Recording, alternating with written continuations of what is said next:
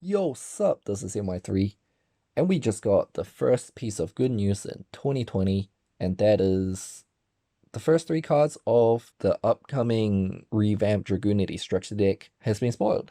As you guys might know, I'm a huge fan of Dragunities, so I can't wait to get into this. So first card right off the bat, Dragunity Arma Graham. This is the cover card.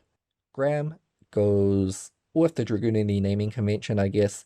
Same as Ascalon, the other level 10 that we already have. Both Graham and Ascalon are legendary mythological weapons that killed dragons. Yeah. It's wind, obviously, dragon, obviously. I really dig the red on the artwork.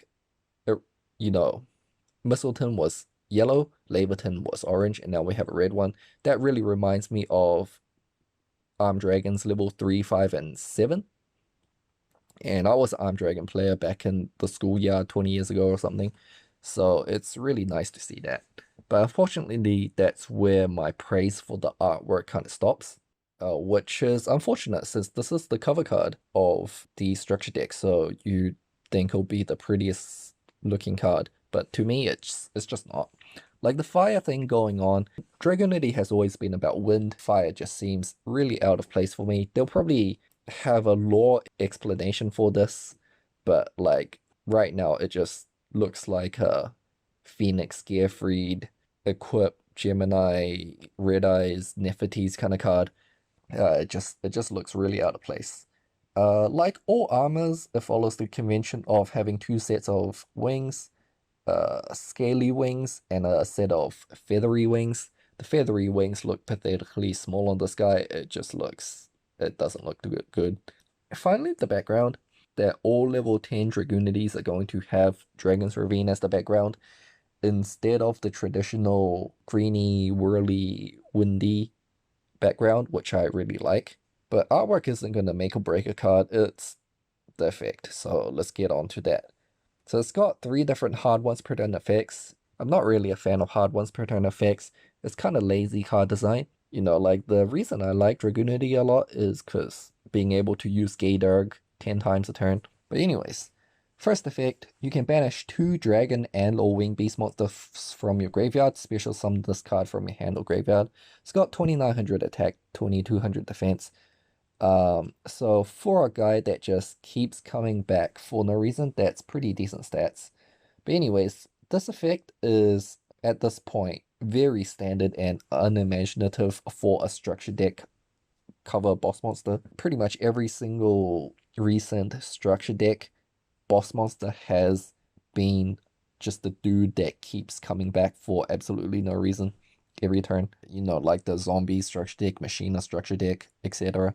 Yeah, the first half of the effect is very harsh in my opinion, and it makes this card's usefulness very limited, and that's banishing two dragon and a wing beast from only your graveyard, so you can't banish from your hand like dragon rulers and whatnot. The second half of the effect I'm pretty pleased with, which is you can special summon this guy from your hand or graveyard. So yeah, having a subpar first effect is going to be very detrimental to the second effect, which I'm going to read out now. You can target one face-up monster on the field, negate its effects, and if you do, it loses 1000 attack for each equip card you control. So yeah, the combination of the first and second effect has been something that Dragunity has been missing for a long time.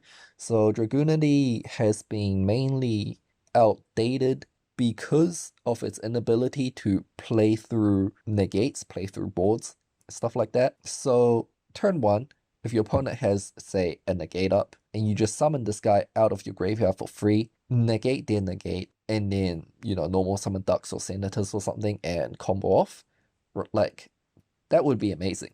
Like, that scenario to what Dragunity is right now.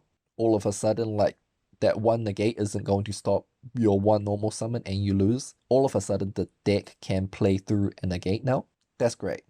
But since the first effect is so limited, it's really hard to pull off turn 1.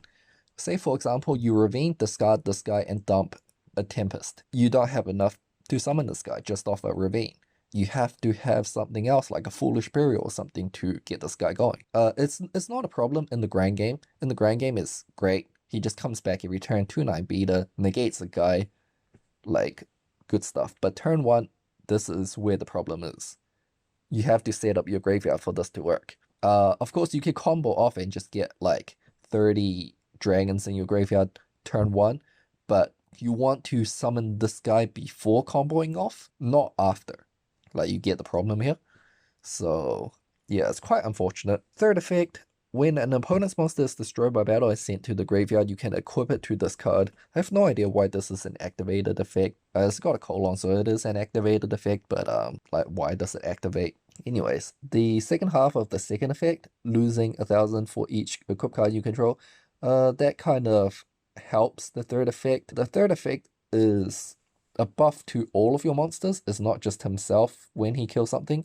It's whenever any of your guys kill something, you can equip it to this guy. Yeah, and equipping their guys to you, that's pretty troll. Like, not even Thunder Dragons are gonna trigger off that. Although, I guess as soon as this guy leaves field, they're all gonna trigger. But like, you know, Thunder Dragons, they're like, oh, go to the graveyard or get banished. I get my effect, and you're just like, yoink, equip. Yeah, not much to say about the third effect. It does synergize with the spell card that I'm going to talk about later, but it's an interesting effect. Finally, I guess being level 10, we can... level 10 means it won't be much use as a synchro material, but as an exceed material, pretty much the only good target I can think of is Gust of Max.